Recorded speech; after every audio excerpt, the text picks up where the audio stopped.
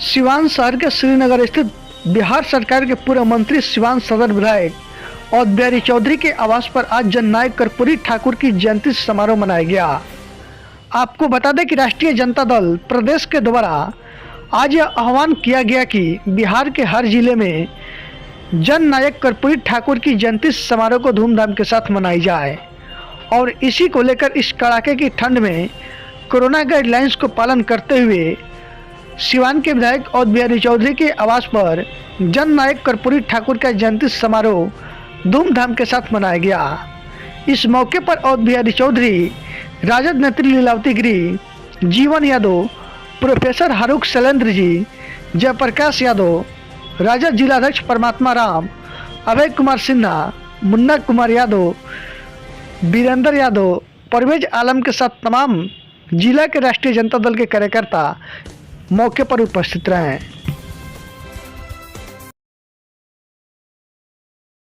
ठाकुर जी की जयंती मनाई जा रही है, क्या कहेंगे इस पर?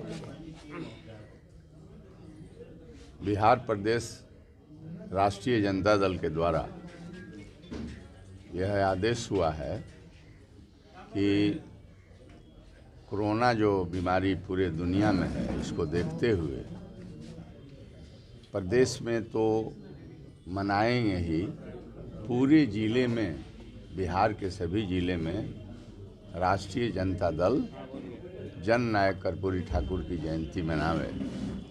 उसी क्रम में आज हम लोगों ने, राष्ट्रीय जनता दल परिवार के लोगों ने जननायक कर्पूरी ठाकुर की जयंती मनाने का काम कर रहे हैं। ये जननायक कर्पूरी ठाकुर जी के बारे में सर्वविदित है, सब लोग जानते हैं। उनके कीर्ति, उनके व्यक्तित्व, समाज के नवनिर्माण के लिए जननायक ने क्या किया, यह किसी से छिपा हुआ नहीं है। ये सबसे बड़ी बात है कि बिहार में दबे कुचड़े, शोषित, पीड़ित, मतलब सप्रेस्ड क्लास, उनके लिए आरक्षण की व्यवस्था हो, इन्होंने आरक्षण देने का काम किया।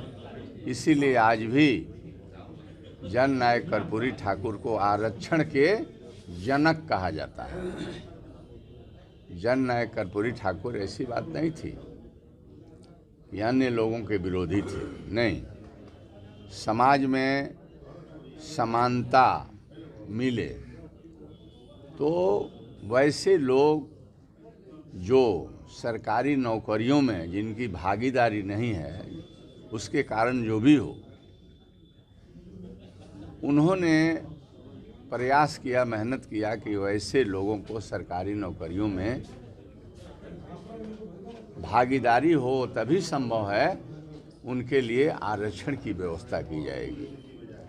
यह कोई समाज को बांटने के लिए नहीं, वंचित लोगों को अधिकार देने के लिए इस तरह के उन्होंने लड़ाई लड़ने का काम किया। कर्पूरी ठाकुर जी महान व्यक्ति थे,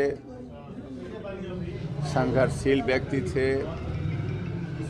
इस राज्य को उन्नति के रास्ते पर ले जाने के लिए उन्होंने काम किया और आंदोलन, देश से अंग्रेज भगाओ आंदोलन में भी उन्होंने सक्रिय भाग लिया। फिर जो सरकार बनी, उस सरकार में विधायक के रूप में, नेता विरोधी दल के रूप में, मुख्यमंत्री, उप मुख्यमंत्री के रूप में, पार्लियामेंट में एमपी के रूप में और लोकदल के संगठन के रूप में भिन्न भिन्न पदों पर ये रहे और सफल रहे। लोगों ने चर्चा किया अपने भाषण में कि मैट्रिक में इन्होंने विदाउट इंग्लिश, मतलब इन्होंने कहा कि इंग्लिश में अगर फेल भी हो जाएंगे तो उनको पास माना जाएगा। यह काम उन्होंने कहा। सबसे बड़ी चीज़ है कि जो देश में और राज्य में सबसे ज़बरदस्त जो बीमारी है, जो संघर्ष का कारण है, वह भूमि है, ज़मीन है। इन्होंने सबों को भूमि उपलब्ध हो, सबको मतलब भूमि का हकदार बनाया जाए, इसके लिए इन्होंने आयोग बनाने का काम किया था और वह कारगर रहा। भूमि विवाद खत्म करने के लिए भी इन्होंने काम किया। साथ ही साथ ये इस देश के एकता और एकजुटता, आपसी भाईचारा, मोहब्बत को मजबूत करने के लिए इन्होंने काम किया और अपने लिए कुछ नहीं किया, इस राज्य के लिए किया। ये ऐसे वस्त्र पहनते थे, हम लोगों को उनके साथ विधानसभा में भी रहने का अवसर मिला। ऐसे कम कीमत के कपड़े पहनते थे जो एक उतने बड़े ओहदे पर रह करके आदमी उस तरह के वस्त्र धारण नहीं कर सकता। यह एक उनके सादगी के प्रतीक थे। जननायक कर्पूरी ठाकुर जी ये अपने कपड़े पर आयरन नहीं कराते थे, अपने से करते थे, अपने से खींचते थे। ऐसे व्यक्तित्व के धनी जिन्होंने इस राज्य को दिया और अपने लिए कुछ नहीं किया, भिखारी के रूप धारण करके जीवन सन्यासी का जीवन बिताने का काम किया, आज उनकी जयंती पर हम उन्हें नमन करते हैं, उन्हें प्रणाम करते हैं।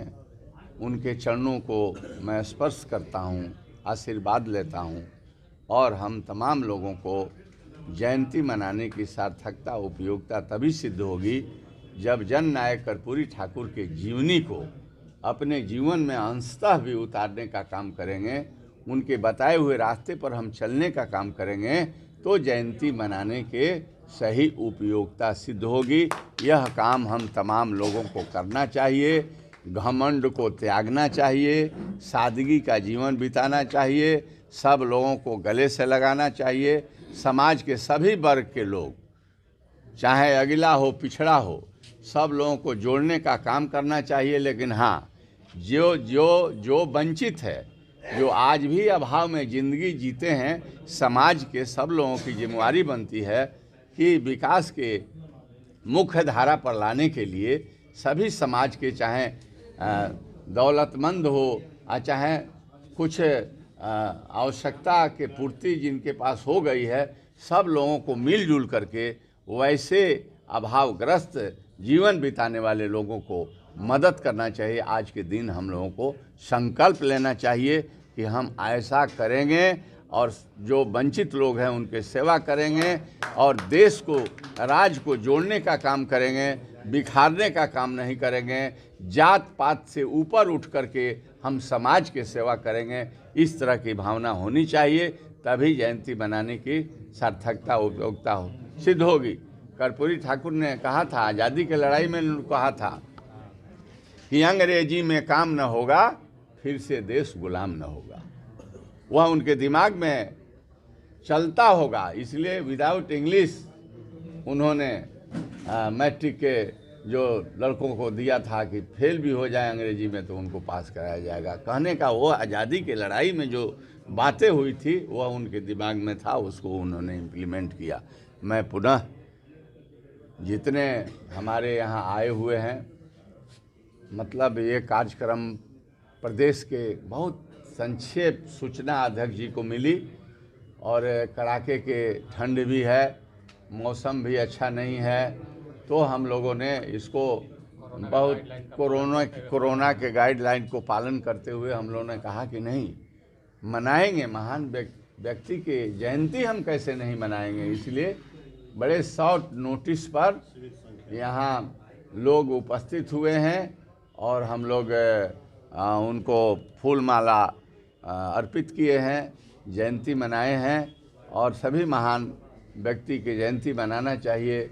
जयंती मनाने से एक मैसेज जाता है कि जो पश्चिमी सभ्यता में हमारे लड़के दौड़ रहे हैं, एक ऐसा समय आवेगा अगर हम इन महान आत्माओं को, जिन लोगों ने हमें आज़ादी दिलाने का काम किया है, उनकी जयंती नहीं मनाएंगे तो ये नई पीढ़ी भूल जाएगी ये कौन लोग थे।